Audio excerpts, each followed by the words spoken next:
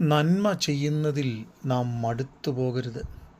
നാം നന്മ ചെയ്യുവാൻ ആഗ്രഹിക്കുമ്പോൾ തന്നെ ഇച്ഛിക്കാത്ത തിന്മകൾ അനേകം നമ്മുടെ ജീവിതത്തിൽ കടന്നു വരാറുണ്ട്. കായീൻ്റെയും ഹാബേലിൻ്റെയും ചരിത്രം പഠിക്കുമ്പോൾ നമുക്ക് കാണുവാൻ കഴിയുന്നത് ഉൽപ്പത്തി പുസ്തകം 4-ാം അധ്യായം 6-7 വാക്യങ്ങൾ. നീ നന്മ ചെയ്യുന്നുവെങ്കിൽ പ്രസാദമുണ്ടാകില്ലയോ?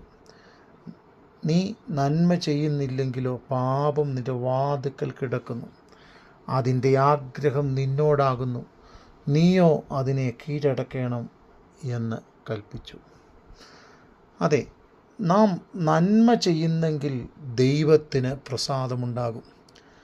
പക്ഷെ പാപം ചെയ്ത് ദൈവത്തെ പ്രസാദിപ്പിക്കാമെന്ന് കരുതുന്ന അനേകരുണ്ട്.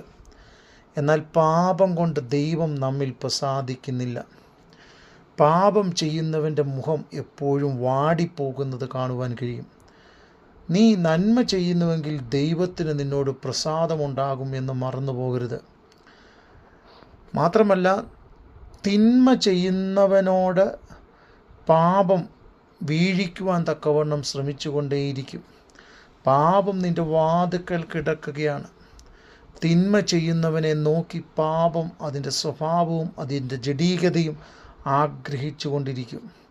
എന്നാൽ തിന്മ ചെയ്യാതെ നന്മ കൊണ്ട് തിന്മയെ ജയിക്കാൻ നാം തയ്യാറാകണം. അതിന് നാം എന്താണ് ചെയ്യേണ്ടുന്നത്? കുഞ്ഞുങ്ങളെ, നാം വാക്കിനാലും നാവിനാലുമല്ല പ്രവൃത്തിയാലും സത്യത്താലും തന്നെ സ്നേഹിക്കുക. 1 യോഹന്നാൻ 3:18. വാക്കുകൊണ്ട് നമുക്ക് സ്നേഹിക്കുവാൻ കഴിയും, പക്ഷെ പ്രവൃത്തി കൊണ്ട് സത്യത്തിൽ നാം സഹോദരങ്ങളെ സ്നേഹിക്കുവാൻ തയ്യാറാകണം. അതെ, ദൈവവചനം ഇങ്ങനെ പറയുന്നു, ജഡത്തിൽ വിതച്ച് നീ ഒന്നും നേടുകയില്ല. ജഡത്തിൽ വിതയ്ക്കുന്നവൻ ജഡത്തിൽ നാശം കൊയ്യും, ആത്മാവിൽ വിതയ്ക്കുന്നവൻ ആത്മാവിൽ നിത്യജീവനെ കൊയ്യും. ദൈവവചനം ഗലാത്യ ലേഖനം 6-ാം അധ്യായം 9-10 വാക്യങ്ങൾ. നന്മ ചെയ്യുകയിൽ നാം മടുത്തു പോകരുത്. തളർന്നു പോകാഞ്ഞാൽ തക്ക സമയത്ത് നാം കൊയ്യും.